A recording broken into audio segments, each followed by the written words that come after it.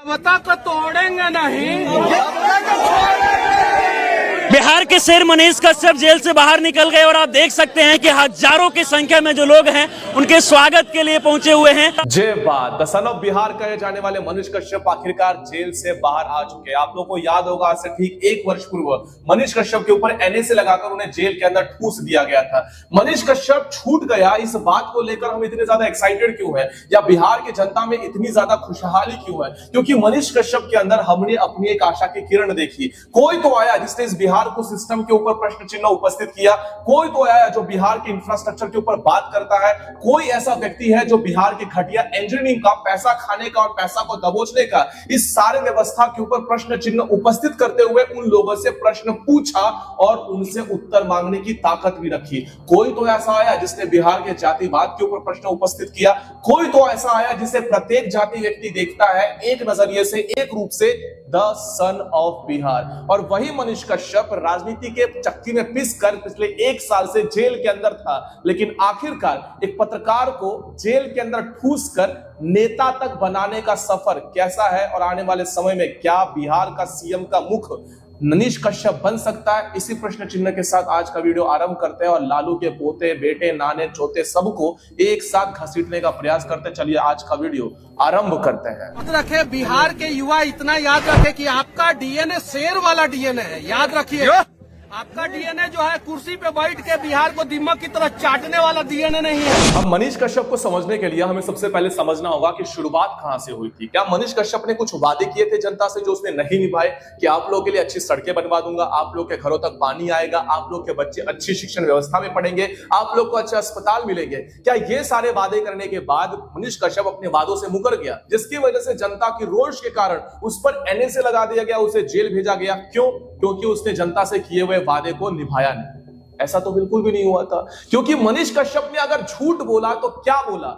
मनीष कश्यप का कहना यह था कि बाहर जब हमारे बिहार के मजदूर जा रहे थे तो तमिलनाडु के अंदर या साउथ के स्टेट्स के अंदर वहां पर उनके साथ हाथापाई की जा रही है, भाषा को लेकर मतभेद किए जा रहे हैं, भाषा की वजह से उनके साथ डिस्क्रिमिनेट किया जा रहा है। अब इस बात कहां तक सच कहां तक झूठ, ये सारे मामला जब वायरल वीडियो के तहत हमें देखने को मिला तब सभी को समझ में आ गया कि कहीं ना कहीं मार पिटाई हो रही है और स्टेशनों के ऊपर भारी संख्या के साथ लोग अपने राज्य वापस लौटना पसंद करने लगे। मनीष कश्यप ने इस रिपोर्टिंग को कवर किया। उसके बाद क्या था? बिहार के लोगों से प्रश्न पूछा गया, बिहार के राजनीति के लोगों से प्रश्न पूछा गया और जिनसे प्रश्न किया गया उनके अंदर इतनी आग मचल आई कि इस प्रश्न का उत्तर देने का साहस तो था नहीं। पर्यायवाची यही रहा कि मनीष कश्यप को चुप कराने के लिए मनीष कश्यप को सीधे जेल में ठूस दिया जाए और यही हुआ।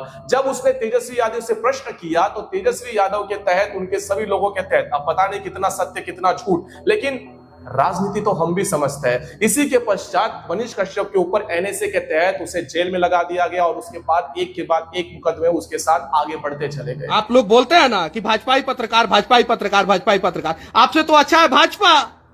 मैं योगी आदित्यनाथ के गोरखपुर में जाके यूनिवर्सिटी के सामने खड़ा होकर योगी आदित्यनाथ के खिलाफ वीडियो बनाए, योगी आदित्यनाथ ने मेरे ऊपर कार्रवाई नहीं करवाया, लेकिन आपके आवास के सामने अगर खड़ा होकर जो है ना आपके खिलाफ अगर वीडियो बना दिया जाए ना तो आप जो है पहले पिटवाएंगे और उसी समय जेल में डालवाएंगे। अब जैसे ही मनीष कश्यप का यह वीडियो वायरल हुआ उसके पश्चात इनके समर्थकों ने एक साथ मनीष कश्यप की जाति, वो कौन से संगठन के साथ जुड़ा हुआ है, वो कौन से शाखा में जाता है, ये सब कुछ पड़तालना शुरू कर दिया। क्योंकि उसके बाद तो उन्हें टारगेट भी करना था, क्योंकि बिहार से उनका कोई लेना देना नहीं है। उन्हें केवल अपनी सत्ता उपभोगना है, उन्हें अपने कोठी बंगले बनाने हैं, उन्हें केवल अपने परिवार को आगे बढ़ाना है। इसीलिए इनका ये फोटो जैसे वायरल होता है तब लोगों ने एकदम से कहना स्टार्ट कर दिया ये तो बीजेपी का एजेंट छुपा हुआ निकला, ये आरएसएस का निकला।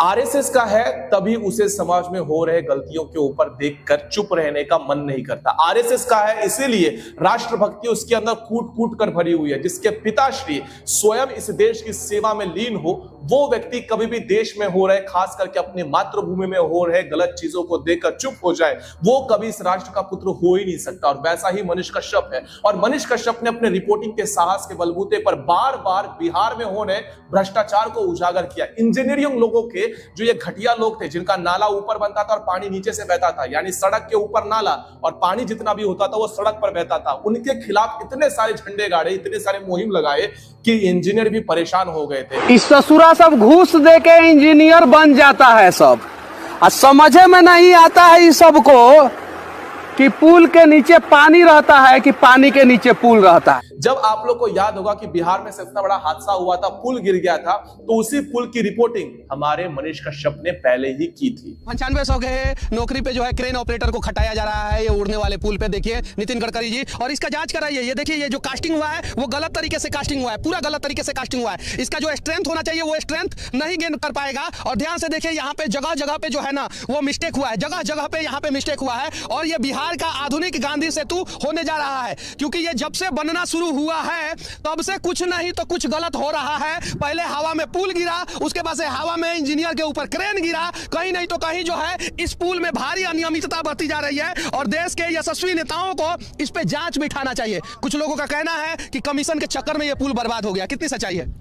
पुल जो है कम से कम 60 फीट ऊपर है और यहाँ पे बैरिकेटिंग होना चाहिए था, फेंसिंग होना चाहिए था। यहाँ पे कहीं फेंसिंग और बैरिकेटिंग नहीं है। और जो कास्टिंग है वो कास्टिंग जो है उस क्वालिटी का नहीं है जिस क्वालिटी का होना चाहिए। इस पे जांच बैठना चाहिए। स्पष्ट जवाब है, क्या इश्यू है ये तो जांच के बाद पता चलेगा, पुल टूटने का कारण। और आप सदस्य को हम निश्चिंत रहने के लिए कहेंगे, इस चीज को हम खुद भी रिव्यू मीटिंग में देख रहे हैं। एक बार जांच रिपोर्ट आ जाएगी, जो दोषी होगा उस पर पूरी कार्रवाई की जाएगी। अब 9वीं फेल के समर्थकों को इस बात से फर्क नहीं पड़ता कि बिहार का 1600 करोड़ रुपए एक रात में पानी के अंदर डूब गया। 9वीं फेल के समर्थकों को इस बात से फर्क नहीं पड़ता कि 1600 करोड़ की वजह से बिहार का कितना इंफ्रास्ट्रक्चर का काम हो सकता था।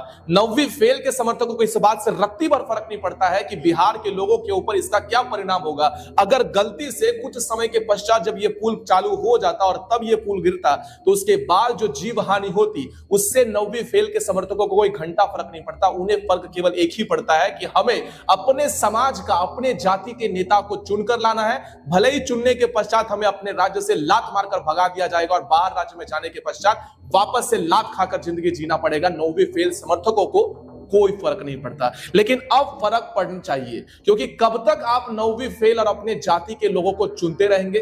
कब तक आप केवल अपने जाति के लोगों को आगे बढ़ाते रहेंगे? कभी तो सोचिए कि जब कोई व्यक्ति सफलता के चरम सीमा पर पहुंचता है तो उसकी जात देखकर उसके पास पहुंचने वाले अपने गरीब लोगों के, अपने समाज के पास जाकर उसका उद्धार करने के लिए अपने जाति के नेता के पास जाकर एक बार भी गुहार लगाते हो? क्या कभी ऐसे व्यक्ति के पास जाकर बात करते हो जो आपके जाति का ना हो, क्योंकि केवल वो हमारे बिहार का है, वो केवल हमारे किसी राज्य का है, वो हमारे देश का है, उसका विकास हो, उसके लिए कभी आवाज उठाते हो?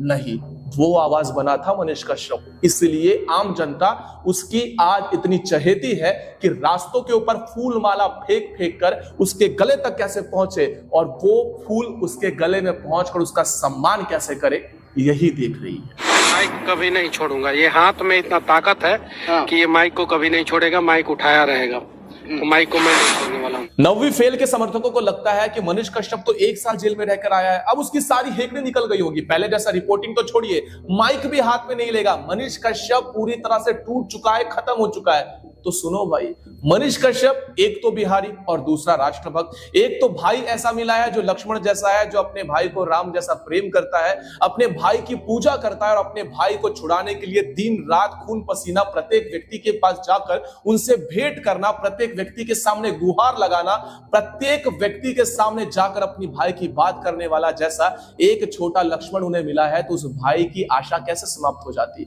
वो मां जो दिन रात स्वप्न देखती थी कि मेरा बेटा वापस छूट कर आएगा, जिसके नेत्रों से छलकने वाले आंसुओं के अंदर केवल गर्व की अनुभूति थी, केवल अभिमान की अनुभूति थी, वो बेटा टूट जाएगा, वो बेटा फिर से सच तक न्यूज नहीं चलाएगा, वो बेटा फिर से माइक हाथ में नहीं लेगा, तो तुम गधे थे, गधे हो और गधे ही रहोगे। क्योंकि मनीष कश्यप रिपोर्टिंग भी करेगा और 9वीं फेल के सामने खड़ा भी होगा, क्योंकि है तो भाई इंजीनियर ही, और तुम्हारे 9वीं फेल से जिसके सामने कोई भी बात कहो तो उसके पास कोई उत्तर नहीं होता।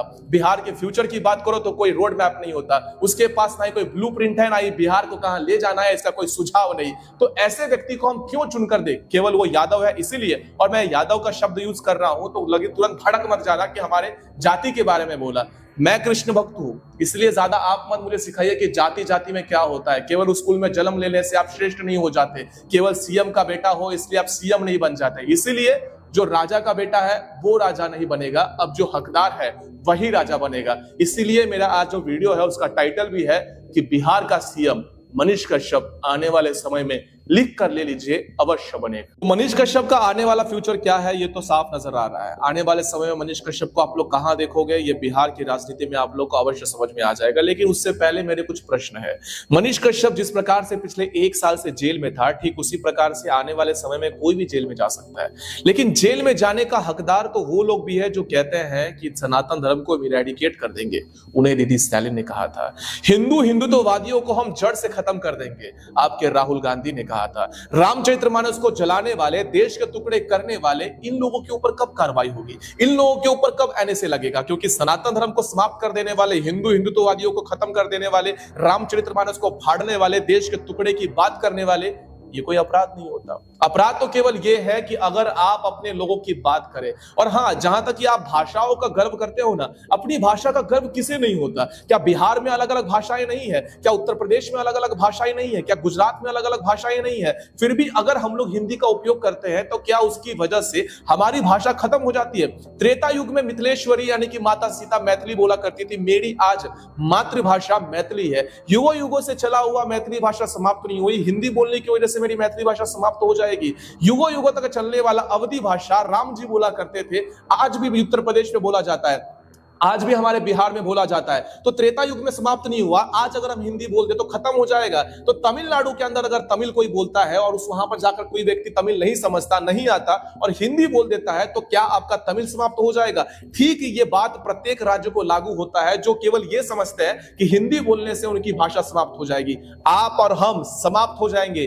भाषा संस्कृति समाप्त नहीं होती है। और आप लोग जिनसे लड़ रहे हो वो अपने ही भाई हैं, अपने ही बहन है। तो भाई लड़ना बंद करो। और ये जो संगठन लोग हैं जो केवल आप लोगों को अपनी राजनीति की रोटनी सेकने के लिए भाषाओं के ऊपर लड़वाते हैं, तो सावधान हो जाइए। इनके बच्चे स्वयं इंग्लिश मीडियम में पढ़ते हैं, इनके बच्चे फॉरेन में पढ़ते हैं और आप लोग को लड़वाएंगे भाषा के ऊपर। आप लोग को लड़वाएंगे कि आप यही भाषा बोलिए। आप लोगों से आग्रह करिए, थोड़ा सा अपने बुद्धि का उपयोग करो और ये सारी जो बकैती है, ये जितनी भी संगठनाएं हैं, इन संगठनों से दूर रहो। क्योंकि सनातन एक हो रहा है, धर्म एक हो रहा है, इनसे इनकी चिढ़ मच रही है। और इसी चिढ़ के लिए इन्हें लड़वाए कैसे? कभी साउथ वर्सेस नॉर्थ कर दिया जाएगा, कभी साउथ वर्सेस वेस्ट कर दिया जाएगा, कभी भाषाओं में लड़वाया जाएगा।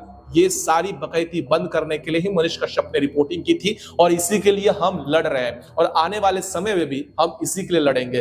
बाकी ये वीडियो समझ में आया होगा तो बहुत अच्छी बात है, नहीं समझ में आया होगा तो नीचे कमेंट में गाली दे सकते हो, मुझे कोई फर्क नहीं पड़ने वाला क्योंकि मैं आपके कमेंट नहीं पढ़ता। मैं केवल उन्हीं लोगों के कमेंट पढ़ता हूं जिनके कमेंट से मुझे फर्क पड़ता है, जो लोग मुझे सपोर्ट करते हैं और जिनकी वजह से हम आगे बढ़ते हैं। तो आप लोग के कमेंट का तो स्वागत ही रहेगा। अब आप लोग को पता है कि वीडियो जो है वो काफी देरी से चल रही थी, लेकिन अब रेगुलर कंटेंट आता जाएगा। अब फिलहाल मैं बिहार के अंदर ही रहने वाला हूं कुछ समय तक और ये हमारा नया रूम है और इस रूम के अंदर नया जल्दी सेटअप बन जाएगा, तो आप लोग को वीडियो जो है वो रेगुलर मिलता चला जाएगा। अब जो लोग बिहार से हैं तो इस वीडियो को शेयर तो करिए ही, लेकिन अगर आप बिहार से नहीं है तो आपका पहला कर्तव्य बनता है कि आप बिहार की उन्नति, बिहार के विकास के लिए आप भी अपना योगदान दें। अपने शरीर का अगर एक हिस्सा कमजोर रह जाए तो शरीर को सर्वांगीण विकास नहीं अपितु विकलांग कहा जाता है। ऐसे ही हमारा राष्ट्र अगर पूरी तरह से विकसित करना है तो प्रत्येक राज्य को आगे बढ़ना ही होगा, जिसमें प्रत्येक व्यक्ति को एक दूसरे का हाथ पकड़कर समर्थन करना होगा। अब ये बात कोई राजनीति की रोटी सेकने वाला व्यक्ति नहीं बताएगा और मैं आपका अपना भाई हूं, अपना सनातनी ब्रदर हूं, इसीलिए समझिए।